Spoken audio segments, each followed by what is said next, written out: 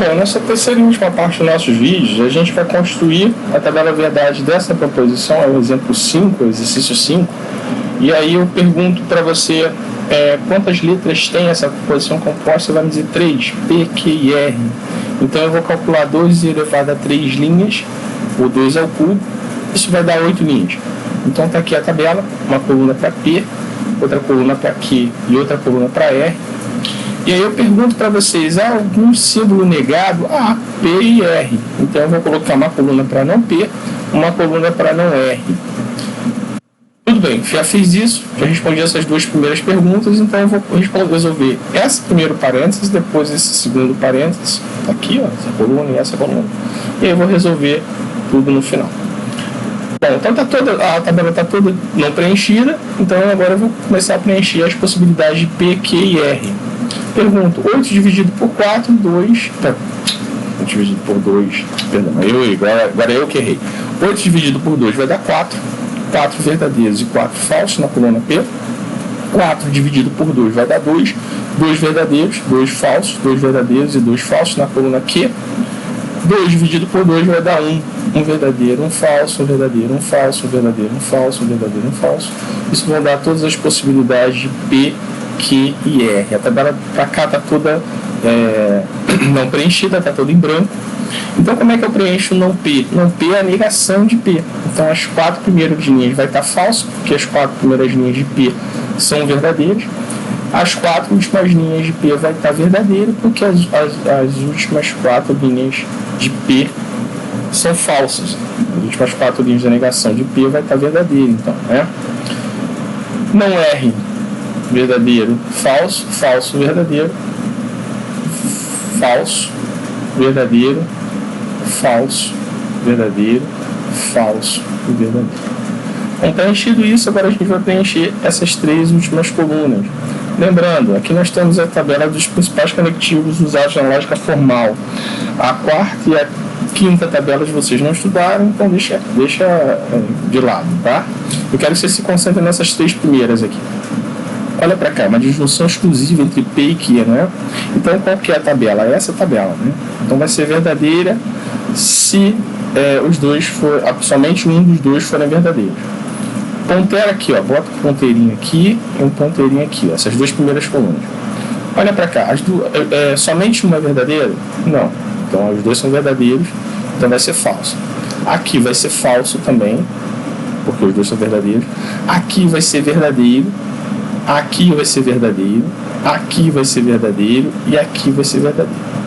Aqui vai ser falso e aqui vai ser falso, porque os 2 são falsos. Vamos resolver agora isso aqui. Olha para cá e olha para cá. É uma conjunção.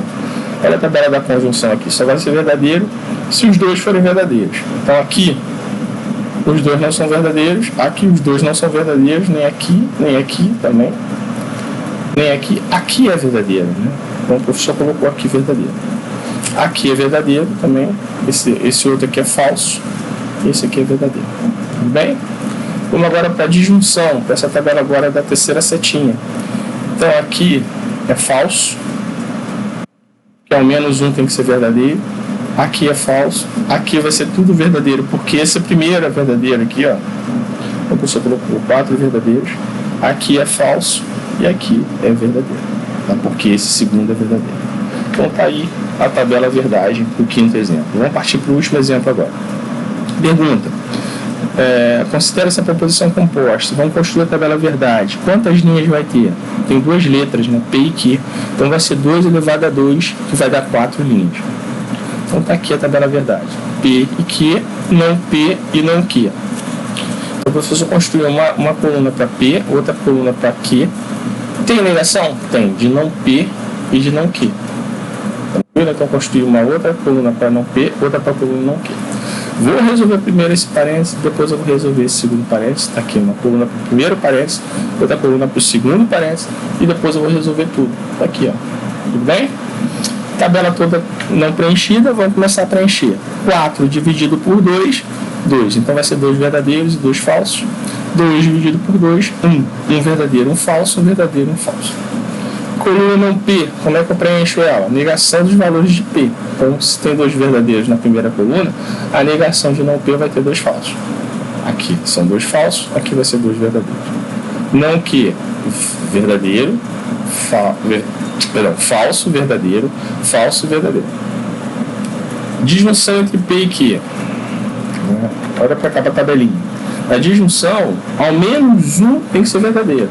Então eu vou olhar para cá, para essas 2 primeiras colunas. Aqui ao menos um é verdadeiro? É também. Então, a pessoa colocou 3 verdadeiros aqui.